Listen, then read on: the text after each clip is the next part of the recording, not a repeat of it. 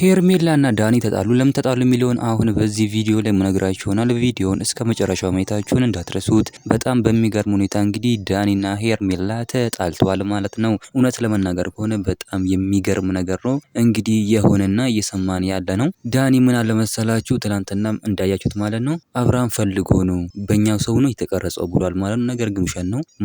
ማንነቱ ራሱ የማይታወቅ ሰው ነው። ነገር ግን እነሱ አውቆ ሸውደው አውቆ በቃ ለመዋሸት ፈልጎ ማለት ነው በእኛው ሰው ነው የተቀረጸው ብለው ምናምን ይዘው መጥቷል ልጁ ማለት ነው። ነገር ግን ይሄ ከውሸት የራቀና ከእውነት የራቀ ነው። በጣም ነው የሚገርም። እውነት ለመናገር ከሆነ የተቀረጸው ማለት ነው ከሌላ ሰው ነው የቀረጸው ያንን ቪዲዮ። ነገር ግን እነሱ ልክ እንደ የነሱ ሰው እንደቀረጸ ነገር የነሱ ሰው አውቆ እንደቀረጸ ነገር እያስመሰሉ ይገኛሉ። ዳኒም እንደዚህ ነው ያለው። ነገር ግን ሄርሜላ ውሸት ነው ይሄ ነገር፣ ምንም በሚታወቅ ሰው አልተቀረጸም ብላች ደግሞ በሚታወቅ ሰው ምንም አልተቀረጸም አውቀው ነው እንግዲህ ዳኒና አብርሃም ተመካክረው እንደዚህ እያደረጉ ያሉት። ሄርሜላ ግን ይህንን ውሸታቸውን አውቃባቸው ይሄ ማንነቱ በማይታወቅ ሰው የተቀረጸው ብላለች። ደግሞ እውነት ነው ማንነቱ ራሱ አይታወቅም። ነገር ግን እነሱ ልክ በራሳቸው ሰው እንደተቀረጸ ሰው ይዘውት መጥተው ልጁን እኔ እንዲል አድርገውታል። ነገር ግን ይሄ ውሸት ነው፣ ከእውነትም የራቀ ነው። በጣም ነው የሚገርመው። እውነት ለመናገር ከሆነ አብርሃም ትክክለኛ ነገር እያደረገ አይደለም። ውሸቱንም ደግሞ ቀጥሏል። ይዋሻል፣ ዛሬም ነገም እየዋሸ ነው። ውሸቱን እንግዲህ ቀጥሏል። እስከመቼ እንደሆነ እግዚአብሔር ይወቅ፣ እኛ ራሱ አናቅ። በጣም የሚገርም ነገር። እውነት ለመናገር ከሆነ አብርሃም እንደዚህ ማድረግ አለበት ብለን እኛ አናምንም። ትክክለኛ ነገርም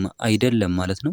አብርሽ እንደዚህ ማድረግ አለበት ብለን ትክክልም አይደለም። እናንተ ምን ትላላችሁ? ሀሳብ አስተያየታችሁን ኮሜንት ላይ ማስቀመጥ እንዳረሱ፣ ቪዲዮ ላይክ እና ሰብስክራይብ ማድረግ እንዳረሱ። በሌላ ቪዲዮ እስከምንገናኝ በያላችሁበት የዓለም ዳርቻ ሰላማችሁ ብዝት ይበልልኝ። ደህና ሁኑልኝ።